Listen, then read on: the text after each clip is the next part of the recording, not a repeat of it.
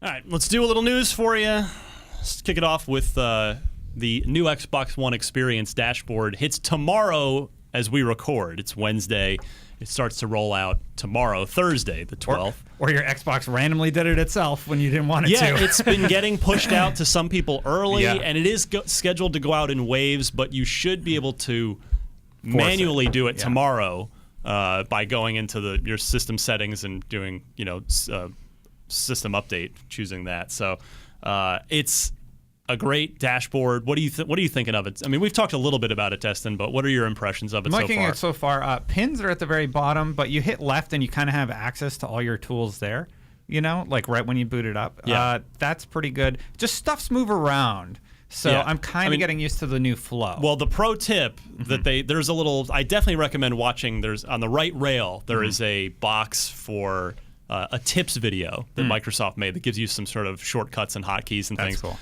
The triggers, if you hit the left trigger, it'll pull you down to your pins on any of the tabs. So that's like the number one thing to remember is just like trigger and then boom, straight to the bottom. Weird little thing, but I miss being able to hit start and go to my settings. Like I've got that like ingrained into like how I get to my settings. Over. It's on the now it's on you the hit guide left stuff. and you got to kind of navigate to it. Yeah, I like it. It's left, smoother. It's so quick too. Yeah. It's left on when you're on the dash, and what's great is one of the things we've talked about over and over on this show, and as they've slowly fixed our issues with the dashboard over the last 2 years, now we got the guide button back from the 360. From in the game, double tap the jewel button on the top of the controller.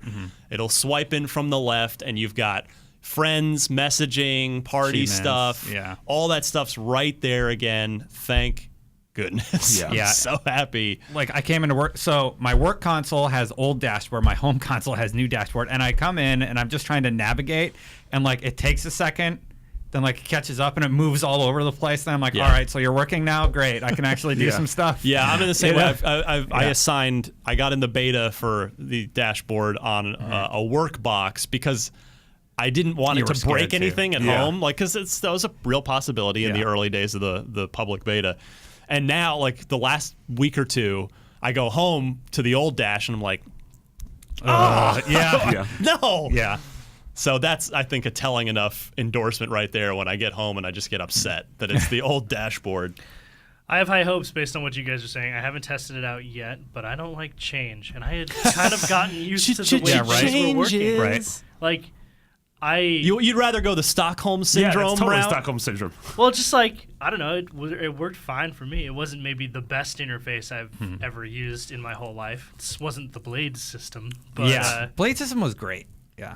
I mean, but for the time. For the time, yeah. Like Ryan's right, it would not work now with just how much content there is out there. But the way I use the dash, the current dash, the one that is not the new one. 1.0. Yeah, 1.0 dash was perfectly fine. I had no trouble getting to where I needed to go most of the time, and I made use of the voice commands kind of a lot when it came to watching things. I finally got used to the new dash, and now we're being given a new one, so I'm starting to get used to the new one, but it's happening faster. Yeah, have you played around with it yet, Marty? No, actually. Not yet, so you'll see it tomorrow. Yeah. The Connect gestures are completely gone out of the new. Good. I love that when I'm eating popcorn or something, watching a movie, And then the it hand pops comes up. up. Get out of here! No, that Yeah. will be exactly. That's the only like real frustration that I had with that. Is like sometimes I'd get really frustrated in Halo. I'd throw my hands up in the air and it'd be like, "What are you signaling?" And I'm like, "I'm What not do you signaling. need? I'm mad. Yeah. When I first read this, I freaked out because my brain read it as Connect functionality. Voice so I was like, commands. the voice commands, I use those all the time. Oh, they're just talking about the physical hand gestures. Okay. The voice stuff's great. It's still there. I use so that's good. I use record that and take a screenshot regularly. Oh yeah. Yeah. Oh, when I have played Halo, I had to go back like, oh yeah, I can record all the cool things I do. right. And I started tweeting some of them out. And I need That to get is back one in of the the habit nice. of that. I have a bunch of PC friends who just like every day, at least once a day, they're like, "Why do you play console games?" I'm just like, when I'm playing Counter-Strike and I pull a really cool like triple kill or something, I'm like, Xbox, record that. That's one thing you can't do on PC. Yeah. Way to go, You by the way. kind You of just can with you just NVIDIA. screwed over a bunch of our listeners. To be fair, you kind of, for the PC people, you kind of can with NVIDIA, you can do a hotkey. where you just like you hit record, and I think it records the last 30 seconds. That would be nice. Yeah. If I had a PC. Another. So here's a new feature that I thought I was gonna love, but then when I actually played with it more, it turns out I unfortunately don't like it. So we've also complained that, remember, from day one of the Xbox 360, it had the shooter and racing profile preferences where you could just set in the system, in the OS, you'd set I want inverted for all shooters, and you could set your default view for racing games, whether it was like bumper cam or cockpit view or whatever. And that was a November 22nd, 2005 feature on the 360. Yeah. It has not happened on Xbox One. I thought I saw you tweet out a photo of you doing it. So that's true. Yeah. And I was stoked because I had gone right in. I hit it, so it's in the new dash. You can go in to the devices and set on your controller to invert the Y-axis. So the good news is that totally works with games. But what it does, it's actually a forced. It's like a binary switch and not actually a smooth preference thing. So if you go into your game and you go into the settings menu, it'll show normal, even though the system is overridden it. Like the game doesn't know. Yeah. It's like it's at the deep root. It's on the system side, not on the game software But the side. problem is, like in Fallout, I zoom in and out on my map. You go up, stick up, stick. Yeah. Which is just a normal, up to zoom in, back to zoom out. But it inverts everything. Everything all the time. Like, no, that's actually more frustrating for non-game things. Yeah. So you'll just have to do the old settings thing in every game, or play like a normal person and don't use inverted. Don't start with me. Don't start with me. So if Mike Ibarra or any of the Xbox team members are listening, we know Phil still listens, but at least he checked in with us semi-recently. Yeah. But if we could just tweak that somehow, if they could maybe put that on the to-do list to give a little bit of logic to it. Yeah, massage that a little bit. That would be super helpful. Does it add anything else? Backwards compatibility? Oh, right, that. You're giving me the I'm segueing you look. Yeah. Come on. I'm like, what are we talking about again? It's all written down in front of me. 104 starting tomorrow or possibly today or now as you listen to the show. 104 games that's the first batch of out of the gate backwards compatible games. Yep. 360 games that you can play on your Xbox One. So it's crazy how much people care about this. Like not in a pejorative way, but just like the news stories and our wiki on this. Like, it was one of our biggest numbers. Biggest stories period out of E3 was when they announced the backwards compatibility. I redeemed my Fallout 3 code, and I'm like, I can play Fallout 3. Dude, play Tomb Raider. Don't play Fallout 3. No, not now. But like, it's nice to know that I have that. I wish my saves came over, but it helps you if they can get enough of the catalog built up, you might be able to put your 360 away forever. Is kind of the idea, right? Or trade it in or sell it or what have you. 104 games out of the gate. The gem. So Brian Albert and I made a video about this, but I just want to go over real quick. I think there are a bunch of games that you probably won't care about, like Sega Classic Collection, Alex Kidd, like, okay, whatever. But the 5 gems that either play them again or you may not have played them the first time if you're a relatively new person to the Xbox world. Shadow Complex, Marty. Yeah. How good was that game? The game is so good. And now I miss Chair. Well, I guess Chair just announced their new game today with J.J. Abrams. For PC and iOS, not for consoles. Oh, really? Yeah. I didn't actually watch the video. I read the press release, yeah. Shadow Complex is one of the best Metroidvanias of the past 10 years. Decade? Yeah. Probably since Symphony of the Night. Yep. This one's near and dear to my heart. Condemned: Criminal Origins, an Xbox 360 launch title by Monolith, which is the folks that went on, of course, most recently made Shadow of Mordor. So Condemned: Criminal Origins is a first-person. It's not. I mean, it's a horror game, but it's first-person melee combat, which very few games do well. Right. But with a horror theme to it. It's real scary. It's terrifying. It's very brutal because everything's just first person and with like lead pipes and sounds awesome. It's you're in an abandoned school, which is creepy as hell. Yeah. Please play Condemned Criminal Origins, and I'm going to go out on a limb and say most of our listeners probably haven't because the game's so old now. Yeah. It goes all the way Was back. the second Condemned also backwards compatible? I don't think it was on the initial list, but you game's need not to as play good. the first one. Yeah, the second one took a noticeable Except for the bear. step. The bear's real cool. The bear is, oh my goodness. Yeah. We Also, won't ruin the bear for you. I'm just looking at the list. Yeah. Mass Effect 1, of course, we knew about that. But everybody's played that. Borderlands and AC2.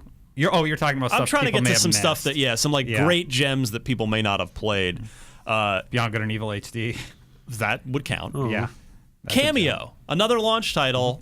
Rare's, Rare had 2 launch titles for the 360. Perfect Dark. Perfect Dark Zero Which being is the other one. backwards compatible. Which is on the list. Cameo, Elements of Power, I think a super underrated game. It's super colorful. It's I love the gameplay with I just saw Hexic. I love Hexic. I know Hexic. that's a super simple game, but that's awesome. Hexic was pre-installed Installed, on the hard drive enabled I love Xbox Hexic. 360s. Yeah, that was there is a good chance that you got your first achievement off of Hexic. Yeah. But Cameo was Yeah, great. and Cameo is still gorgeous. Mirror's Like Edge. I played through a couple of hours of it when I was reviewing the Rare replay. And aside from, I think it's got a really bad opening, but once you sort of get off the leash and can kind of explore the world, that game's still gorgeous. Yes. Yeah, a lot of fun. Awesome. And then most recently, bringing this one up because it came out after the new consoles have, and you may have missed it, South Park: The Stick of Truth. You can now play it on your Xbox One. Please play it. I was saying to Sean, that's going to upscale beautifully on Xbox One. Because it just looks like the intentionally crappy South Park cartoon. Yeah. Like, that's how it looks by design. Yeah, it'll look great. It's one of the funniest games of all time. I mean, it's Matt and Trey. It's their fingerprints all It's a over South it. Park They wrote episode. it. It's a season, basically, because it's 12 hours long. Yeah. Yeah, it's one of those RPGs like Child of Light, where it's like if something like a 100-hour Fallout RPG is way too intimidating to you, like it is to me, a 12-hour RPG like Stick of Truth is very nice. Yes, that is true. So, I was saddened when a lot of the responses I got on Twitter to tweeting out this feature of these are 5 you shouldn't miss. So many of the responses were, well, they don't have this one. They don't have that one. And it's like, gamers, stop complaining about what you didn't get in this 104 game batch and enjoy what is there. They're coming. There's Also, a lot of this great is first, stuff there. Yeah, it's the first wave. So all of this to me, I want to get your guys' thoughts on this, comes around to, I think the Xbox One now, as of November 12th, 2015, this is where Phil Spencer's tenure as head of Xbox has really become a real thing that you can point to and you can evaluate and you can just hold up and say this is what is his Phil has thumbprint. done. Yeah, these are his fingerprints. You've got the new dashboard. You've got backwards compatibility, which was his initiative because he and I talked about that. I ran the interview after E3 on this show. The Elite controller, which by the way is can't go back now, so good. Rise of the Tomb Raider, that was his deal that he secured that as an exclusive. I mean, it's other than the shell of the actual physical box itself, which is still in the big square thing. You think that's E3? We'll get to that in a second. I want Yeah, to talk about that all in a right. second, but I think it's really, this is almost the Xbox One 2.0 now. I mean, it's if you compare what the system is, what it looks like when you turn it on, and what it can do, compared to 2 years ago when it launched, it's almost completely night and day. Yeah, it's crazy because PS4 has had some minor changes, but like barely noticeable, at least to me. Yeah. Whereas, like you said, night and day. Yeah, PS4 updated the software though. That was the one weird thing for me because like they just added a ton more options. It kind of fixed a lot of wonky things in the PS4. This is a huge upgrade. Like this is completely revamping the dashboard, getting backwards compatibility into the console. It really is Phil saying like, this is what gamers care about. Let's give them what they want. And think about it. 2 years ago when the system launched, partying up was a mess. Yeah. And so much of the achievements were an app that took forever, relatively speaking, to get at. That was very frustrating. And the price of the system, it was much more. It was 25% more expensive than the PS4, and now it's technically, I guess, the same price, but with holiday sales, it's less or heavily bundled. And then the dashboard is so much better. Yeah. And the the backwards compatibility stuff. I mean, it's and the lineup too. Look at the lineup under Phil. Sunset Overdrive, stuff we were talking about before. Tomb Raider, Sunset Overdrive, Halo 5, Rare Replay, both Forza, the Horizon 2 and Motorsport 6, and Rare Replay. And it sold well. I'm very happy that Rare Replay sold well. Same. Yeah, I mean, it's fantastic. And I wonder if you hinted at it, Destin. I think there are sort of 2 more pieces left before it's like where they could almost literally relaunch the system. Not like in a we canceled the system and now it's coming back. I know what you're saying. But yeah, in a sort of marketing sense. And that's in I think they said either early 2016 or spring. I don't recall which it was, but the Cortana voice integration stuff is coming to the Xbox One. It was supposed to be with this week's dash, but they ended up pushing it back for testing, I guess. But that's going to let you do some interesting things. They've demoed stuff like it'll, if you'd like, you can ask it like, who just killed me in this game, and cool. And she can tell you. Cortana can tell you. So interesting little potential things like that. And then I think you're right, Destin. I think E3 is when we get the slimmed down. Like a machine. physical redesign, slimmer, quieter. Still not an internal power supply. I don't know. Quieter than the Xbox One now? Xbox One. No, that's why I silent. corrected myself. Oh yeah. Yeah. I mean, I would love can't an hear it. internal. Slimmer, still quiet. I would love an internal power supply, but that's not going to happen. I'm not. I don't know. I don't really transport my console around all that much. It doesn't bug me. Yeah. And from what I read, there's a lot more comparatively PS4s that break down because of overheating because of the internal power supply than there are Xboxes. But the point being that I think come E3 and come next summer and into next fall, I think we could actually see Microsoft put a huge amount of money into a massive Xbox One marketing campaign. Because that's they'll have Gears 4 hitting, possibly Sea of Thieves, Halo Wars 2. The lineup will be great. The lineup's fantastic all of next year. Good time to launch a new look. But with the new Dash, the Cortana stuff, a physical, slim, new, sleeker looking console. It'll probably be $299 permanently by then, I would suspect. I wonder if they're just gonna really marketing wise relaunch the thing next year. Same great lineup. All the games that you love from the past, sexy new look. Yeah. Yeah, it'll be interesting to see how Microsoft plays it, but they've got a lot to be proud of. The machine today is so much better. The user experience is so much better than it was. It's really interesting to me to see this transition happen because, Phil Spencer, I mean, we know that he's been at Microsoft for a really, really long time. Career, but I think his tenure at Xbox has really been emblematic of Microsoft's philosophy, which is if you look historically at the company, they almost never get things right the first time, but after time and iteration, they get to where they need to be, and it becomes a really, really good product. That's kind of been the difference if you want to take it back to the PC days between Microsoft and Apple, right?